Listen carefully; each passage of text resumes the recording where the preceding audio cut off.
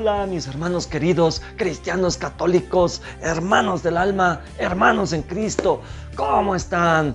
Todo muy bien, todo muy bien. Mis hermanos queridos, estamos en la misión. Nos toca el cuarto tema del folleto de formación.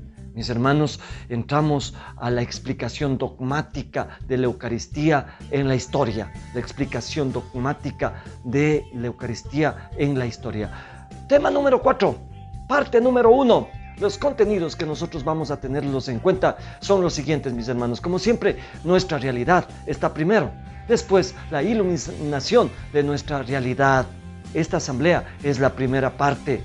Mis hermanos, vamos a ver algunos puntos. Le advierto que no agotaremos la mayoría de contenidos. Sí, los mencionaremos. Es importante el trabajo que se realice con el texto, con la Biblia, con el guía. El tema es explicación dogmática de la Eucaristía en la historia. Primera parte. Punto número 1. Doctrina eucarística en la época patrística. Ahí está la Didaqué, está también Ignacio de Antioquía, está también San Justino, San Irineo. Estamos la Eucaristía desde la relación original, copia en los padres griegos. Mis hermanos queridos, son puntos importantes. Esta es la evolución histórica del tema de la Eucaristía. También la doctrina eucarística en la Edad Media. Usted sabe que la Edad Media se divide en patrística y escolástica. Y estos momentos importantes de la historia nos han dado a nosotros claridad para entender y asumir la Santa Eucaristía. Con ustedes, listos para trabajar.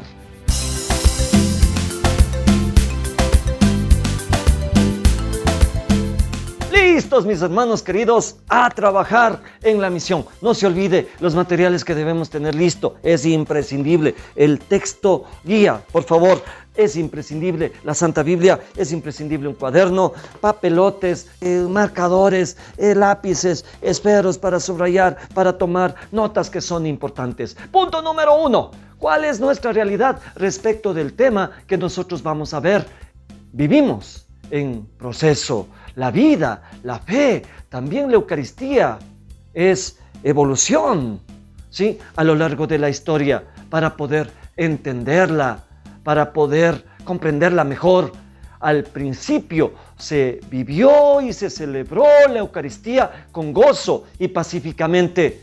Después, según iba creciendo la Iglesia, la nueva forma de pensar de los pueblos convertidos hizo que la Iglesia tuviera que reflexionar lo que antes sencillamente vivió, y con la reflexión se fue comprendiendo más la Eucaristía, pero también aparecieron herejías que sin duda ayudaron a definir de la mejor manera la fe. Esta es nuestra realidad, la realidad de la Iglesia en avanzada, la realidad evolutiva de la Iglesia, ¿sí? Y del concepto y de la comprensión de la Santa Eucaristía. Punto número 2. Iluminación de nuestra realidad. ¿Cómo iluminar nuestra realidad? Primero, la doctrina eucarística en la época patrística. No se olvide, la Edad Media está compuesta por dos grandes periodos, ¿sí? La época patrística, es decir, la de los padres de la Iglesia, y la época escolástica, que es en los temas eclesiales de una amplia, profunda reflexión teológica. Mis hermanos queridos, bien, doctrina eucarística en la época patrística, la Cena del Señor, ¿sí? En cuestión eucarística, la Cena del Señor fue desde el principio el centro de la vida cristiana. Hoy el Vaticano II define como el centro, el origen y el culmen de la vida de los cristianos, de la vida cristiana. Vea que en la época patrística ya tenían cierta comprensión y no tanto objeto de especulación como de práctica litúrgica, ¿sí? Ingresa en la patrística la práctica litúrgica y de una profunda experiencia religiosa. Punto número 1, ¿sí? La Eucaristía, acción de gracias. Vamos a la Didaché. ¿Qué es la Didaché? Es un libro de enseñanzas apostólicas y normas eclesiales litúrgicas. La Didache testifica que la Eucaristía tiene lugar en la reunión de la comunidad, el día del Señor. Respecto a la forma de celebración, al parecer se dio un proceso litúrgico que conllevó a la separación de la Eucaristía de la cena o ágape. ¿Recuerdan? En la asamblea anterior era la misma cosa. Ahora, según 1 Corintios capítulo 11, los pasos fueron, ¿sí? Eucaristía con ágape, Eucaristía al final del ágape, Eucaristía y ágape separados, Eucaristía sin ágape, Eucaristía entendida como solamente acción de gracias, Eucaristía entendida como celebración litúrgica, con lecturas y plegarias de acción de gracias. He ahí, sí, la época primigenia de nuestra actual celebración litúrgica. Punto número 2. La Eucaristía, signo de unidad y comunión. Vaya confrontando la Eucaristía como la entendemos hoy, a cómo la historia de la Iglesia nos fue dando luces para entenderla. Aquí debemos reflexionar con San Ignacio de Antioquía, en el siglo II de la era cristiana. Ignacio se refiere a la Eucaristía, resaltando su aspecto de acontecimiento salvífico, central para la Iglesia y su edificación en unidad. Sí, Ignacio trata de llegar por medio de Cristo encarnado a la Eucaristía y viceversa, siguiendo la teología de Juan. Él dice que la Eucaristía es como una segunda encarnación. Qué interesante esto. La Eucaristía es medicina de inmortalidad y antídoto contra la muerte. Siguiendo a Juan capítulo 6, tendrán vida eterna, dice el capítulo 6 de Juan. Punto número 3. La Eucaristía, sinaxis y prolongación de la encarnación. Justino, siglo II de la era cristiana. Justino desarrolla el pensamiento de una encarnación eucarística que lo teníamos ya prefijado en el autor anterior. La continuación del misterio de la encarnación por los signos del vino y el pan, que son carne y sangre de Jesús, que se encarnó. Así como Jesús se encarnó en este mundo a través de su carne y de su sangre, así la Eucaristía es encarnación en el pan y en el vino. Punto número 4.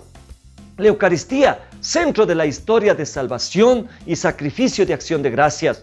San Ireneo, se destaca la lucha de Ireneo contra el dualismo gnóstico. ¿Qué era el dualismo gnóstico? Era una herejía, ¿sí? Dualismo son dos principios de un mismo ser, pero que están en conflicto. Ireneo defiende la unidad de acción de Dios por medio de sus dos manos. El Hijo que da forma a la creación y el Espíritu que la impulsa a la perfección. Por eso no pueden oponerse materia y espíritu, ya que ambos son creados por Dios.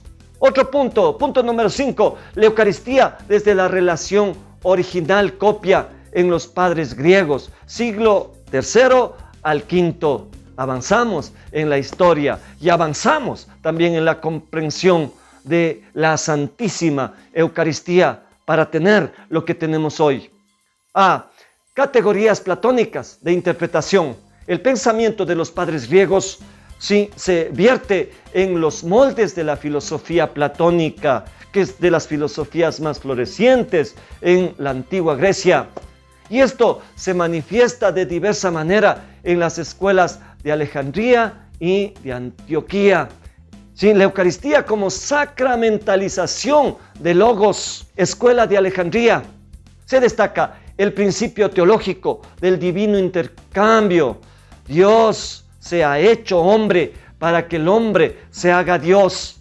Por ello, para los alejandrinos, la Santa Eucaristía es el medio preferido de comunión con el Logos. Otro punto, la Eucaristía como sacramentalización del misterio pascual, escuela de Antioquía. Los padres antioqueños consideran sobre todo a la Eucaristía como sacramento de la humanidad de Jesús. Punto número 6. La Eucaristía, misterio y presencia en los padres latinos. Siglo III al V, por favor. avanzamos nosotros en esta comprensión. Los padres latinos hacen una lectura realista y mistérica de la Eucaristía. Su visión se concentra más en la presencia de Cristo, en los dones eucarísticos. Tertuliano y Cipriano de Cartago. Tertuliano usa diversos nombres referidos a la Eucaristía. Cipriano destaca el carácter sacrificial de la Eucaristía, memorial de la pasión y de la muerte de Cristo. El realismo sacramental de San Ambrosio. En su doctrina se destaca analogía e inseparabilidad entre el pan de la palabra y el pan eucarístico. 2. La Eucaristía es el culmen de la iniciación, por lo que el neófito se reviste de las mismas disposiciones de Cristo. Otro punto, simbolismo real eucarístico en San Agustín. ¿Cómo San Agustín concibe la Eucaristía? El molde neoplatónico de su pensamiento, unido a su concepción de símbolo real y a la dimensión escatológica de la Eucaristía, son las tres claves básicas para su interpretación. Bien, con esto terminamos la patrística. Punto siguiente es la doctrina eucarística en la Edad Media. Entre el simbolismo y el realismo, controversias eucarísticas de la Edad Media. Al final de la patrística surge una nueva situación eclesial, fruto de valorar más el signo que el misterio, la extensión de la mentalidad germánica y la evolución litúrgica. Por favor, remítase al texto para que nosotros podamos tener una comprensión más grande. Punto siguiente, hacia una nueva clarificación de la presencia real. La doctrina escolástica de la transubstanciación. Es aquí donde se empieza esta comprensión de la Eucaristía como transubstanciación. En una serie de términos filosóficos y sobre todo aristotélicos, como la sustancia, el accidente, la esencia, mis hermanos queridos. Transubstanciación, cambio de sustancia. Y la sustancia es la esencia, lo que hace al ser subsistente en sí mismo. El accidente es lo que tiene su fundamento en la sustancia y existe en relación a la sustancia y no es sustancia mismo. ¿Entiende algo? Es difícil de entender. Quedémonos con transubstanciación. Trans, que es movimiento, cambio de sustancia. En este sentido, en la escolástica se define el cambio de sustancia del cuerpo y sangre de Cristo del Viernes Santo en el cuerpo y la sangre de Cristo en las especies del pan y del vino. ¿Sí? Transubstanciación. Mis hermanos queridos, reflexionamos la evolución de la Iglesia, la dogmática eclesial que nos hace entender, ahondar y profundizar para poder llegar a una comprensión actual.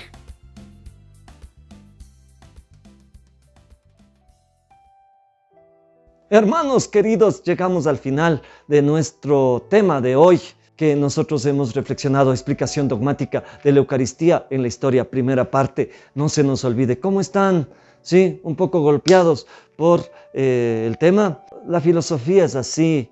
De pronto la dogmática nos crea un poquito de dificultades. Pero seguimos adelante, mis hermanos queridos.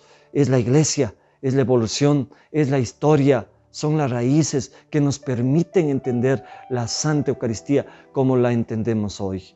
Vamos a dar gracias, mis hermanos. Manos en alto, por favor. Ojos cerrados, cabeza inclinada. Es la mejor forma de orar. Gracias, Señor, por la Iglesia. Gracias, Señor, por los orígenes de la Iglesia que nos discernieron y evolucionaron el pensamiento que hoy tenemos, la comprensión y la convicción que hoy tenemos.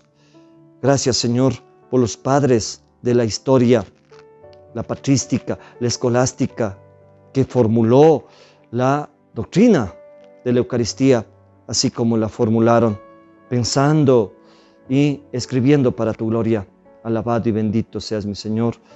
Te agradezco infinitamente porque tengo bases que son inamovibles sólidas, fuertes, que a veces se han fundamentado en martirio, en sangre, en sacrificio.